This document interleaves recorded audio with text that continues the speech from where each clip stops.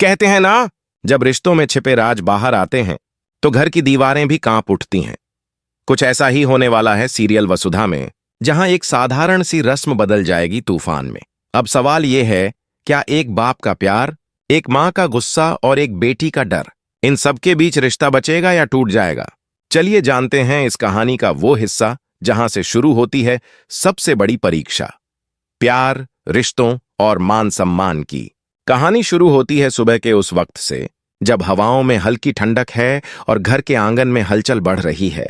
हनुमंत ने आज एक फैसला लिया है। अपनी बेटी की पीली भांत की रस्म वो खुद करेगा। कोई रोक टोक नहीं, कोई बहाना नहीं। उसकी आंखों में स्नेह है, चेहरे पर दृढ़ता और दिल में वही पुराना पिता का प्यार। वो थाली सजाता है, हर व्यंजन बड़े मन से बनाता है। घी की खुशबू पूरे घर में फैल जाती है, मानो वो अपनी बेटी की खुशियों का आशीर्वाद खुद पका रहा हो। तभी वसुधा पास आती है। उसकी आवाज में चिंता है। बाबा साहब, आप इतनी जल्दी क्यों कर रहे हैं? अगर मासा को पता चला तो गुस्सा हो जाएंगी।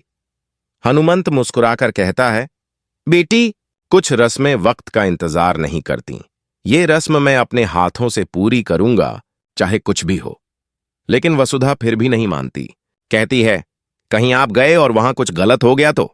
हनुमंत रुकता है, सोचता है, फिर धीरे से कहता है, ठीक है, तू यहीं रुक जा, मैं अकेला जाऊंगा। और बस इतना कहकर वो निकल पड़ता है अपनी जिम्मेदारी निभाने।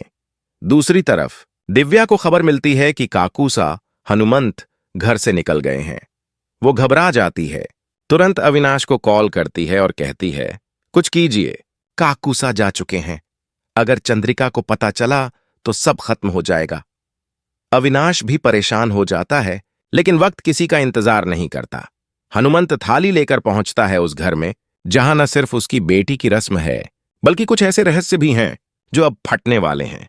दरवाजे पर खड़ी सारिका उसे रोकती है। आपको किससे मिलना है? हनुमंत जवाब देता है, मुझे हुकुम शाह से मिलना है। उसकी आवाज में शांति है, लेकिन आंखों में तूफान। अंदर से कदमों की आवाज आती है। वो है चंद्रिका। जैसे ही हनुमंत को देखती है, उसका चेहरा लाल हो जाता है, आंखों में आग उतर आती है। हनुमंत, ये सब क्या है? तुम जानते हो ना ये रस्म किसके लिए होती है? हनुमंत धीमे स्वर में कहता है, हाँ, मुझे पता है। ये रस्म बेटी की शादी के बाद की होती है, और मैं ये रस्म अपनी बेटी के लिए करने आया हूं।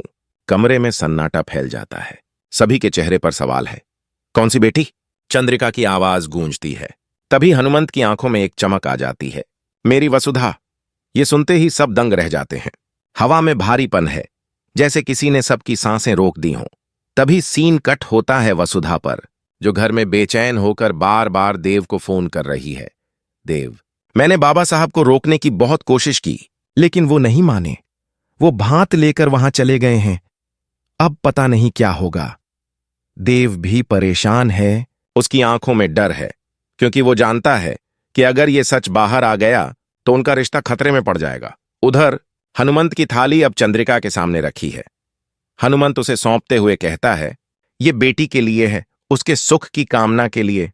चंद्रिका थाली की तरफ देखती है, फिर उसकी आंखों में गुस्सा और दर्द एक साथ उतर आता है।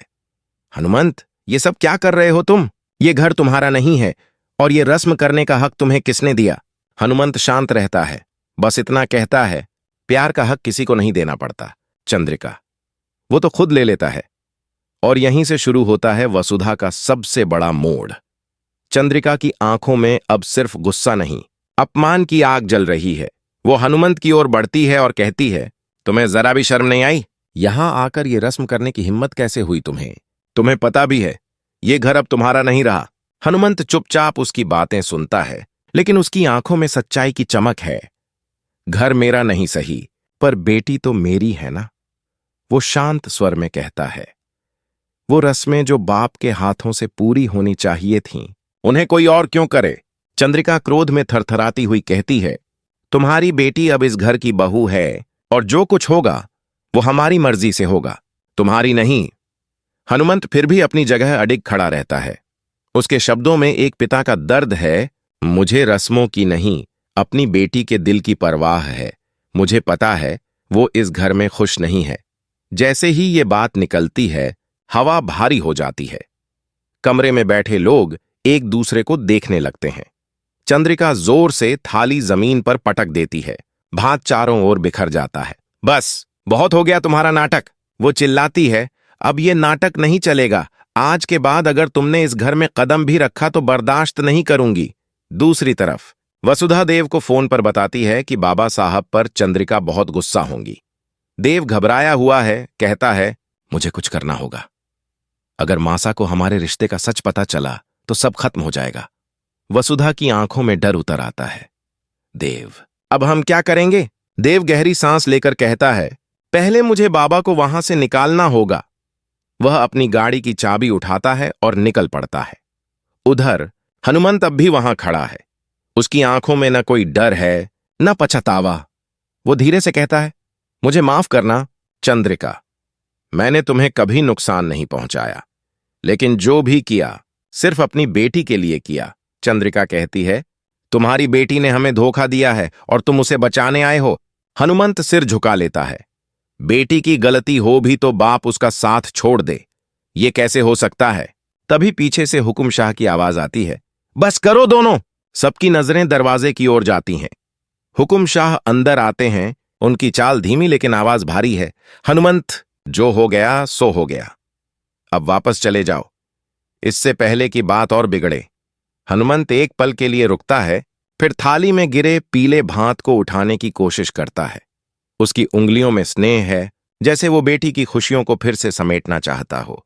चंद्रिका उसे रोकती है, रहने दो, अब ये रस्म अधूरी ही सही।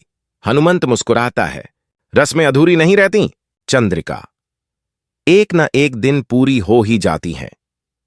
वो धीरे से उठता है और दरवाजे की ओर बढ़ता है। उसी समय देव वहां पहुंच जाता है। बाबा, वह चिल्लाता है। हनुमंत पलटकर देखता है, बेटा मैं ठीक हूं, चलो यहां से। देव हनुमंत को सहारा देकर बाहर लाता है। दोनों चुप हैं, लेकिन हवा में हजारों बातें हैं जो कहीं नहीं गईं। घर लौटते वक्त वसुधा उनकी प्रतीक्षा कर रही होती है। जैसे ही हनुमंत को देखती है, उसकी आंखों में आंसू आ जाते हैं। आप ठीक है ना बाबा? हनुमंत सिर हिलाता है। हां बेटी, ठीक हूं, लेकिन अब हालात संभालने होंगे। देव गहरी सांस लेकर कहता है, अब बात हाथ से निकल चुकी है। अगर मासा को पता चला कि हम दोनों ने शादी की है तो सब खत्म हो जाएगा। हनुमंत कहता है, सच को ज्यादा दिन छिपाया नहीं जा सकता देव, लेकिन जब सच सामने आएगा तो उम्मीद है कि लोग उसे समझेंगे। वसुधा उदास होकर कहती है, पर अगर वो सच को गलत समझे तो? हनुमंत उसके सिर पर हाथ रखता है, तब सच को जीतने में वक्त लगेगा, लेकिन वो हारेगा नहीं। उधर चंद्रिका अपने कमरे में बैठी है। उसका गुस्सा अब दर्द में बदल गया है।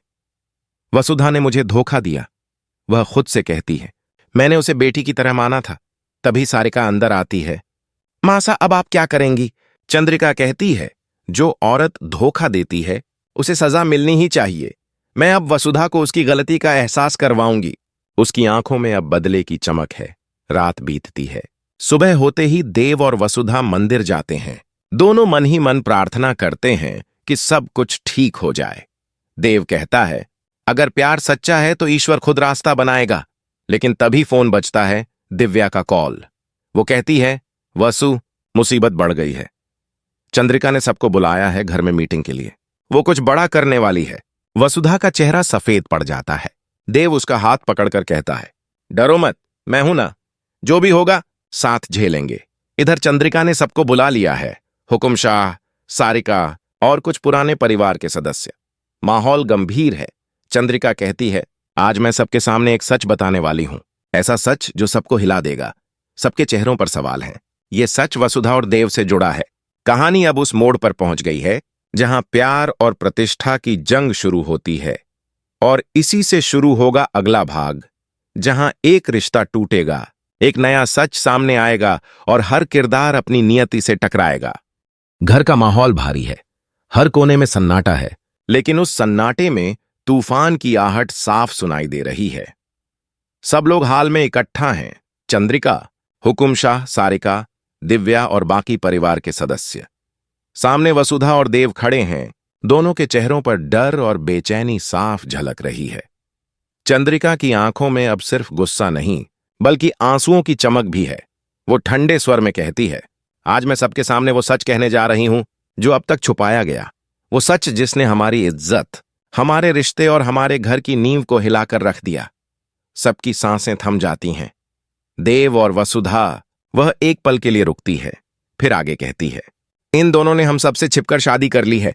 पूरा घर जैसे जम सा जाता है, कोई कुछ बोल नहीं पाता।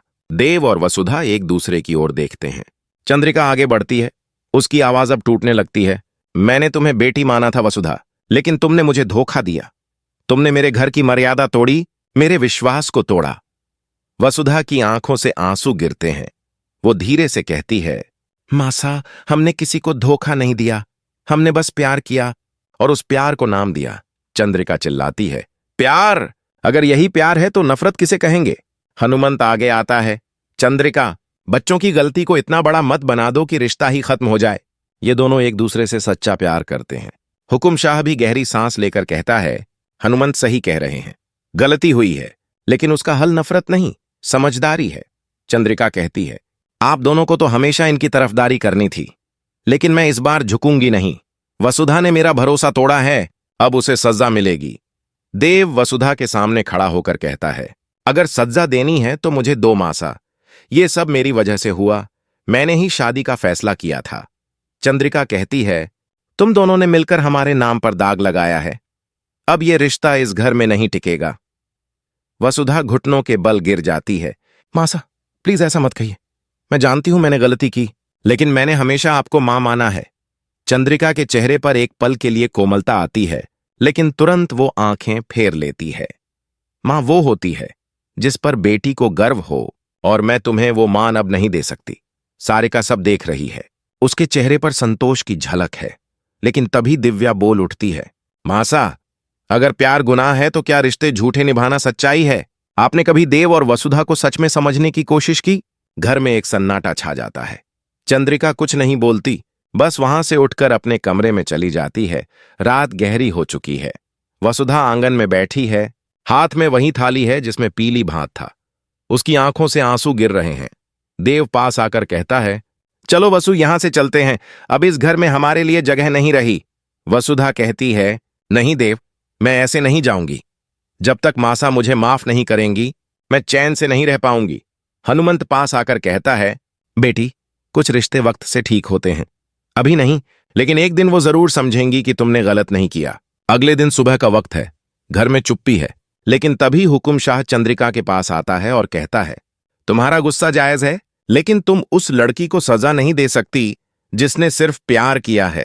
अगर तुमने अपनी जिद नहीं छोड़ी तो ये घर हमेशा के लिए टूट जाएगा। चंद्रिका खामोश रहती है, लेकिन उसके चेहरे पर सोच की लकीरें हैं। कुछ घंटे बाद वसुधा जाने की तैयारी करती है। तभी पीछे से चंद्रिका की आवाज आती है, रुको। सब पलट कर देखते हैं। चंद्रिका धीरे धीरे उनकी तरफ बढ़ती है। उसकी आंखों में अब गुस्सा नहीं, थकान है। वसुधा, वो कहती है, शायद मैंने ज्यादा सख्ती की, लेकिन एक मां का गुस्सा उसके डर से निकलता है। मैं डरी थी कि कहीं तुम वही गलती न दोहराओ जो कभी मैंने की थी। वसुधा कांपती हुई आवाज में कहती है, मासा, मैं बस आपके आशीर्वाद की उम्मीद रखती हूं। चंद्रिका धीरे धीरे उसके सिर पर हाथ रखती है। ईश्वर करे तुम हमेशा खुश रहो। बस याद रखना, रिश्ते सिर्फ नाम से नहीं, भरोसे से बनते हैं। देव की आंखों में चमक है। हनुमंत मुस्कुरा रहा है। सबके दिलों में एक अजीब सी राहत है। लेकिन कहानी यहीं खत्म नहीं होती। कहानी के आखिरी सीन में कोई अजनबी दरवाजे के बाहर खड़ा है।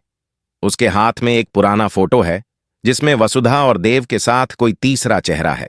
उसकी आंखों में रहस्य है, होंठों पर हल्की मुस्कान। वो धीमे से कहता है, अब मेरी बारी है। कैमरा धीरे धीरे झूम आउट करता है और स्क्रीन पर शब्द उभरते हैं, वसुधा, नया अध्याय जल्द शुरू होगा। Call to action. तो दोस्तों, अब देखना दिलचस्प होगा कि इस कहानी का नया अध्याय क्या लेकर आएगा। क्या ये अजनबी नया रिश्ता बनाएगा या पुराने रिश्तों को तोड़ेगा? आपकी क्या राय है? हमें कमेंट करके बताएं।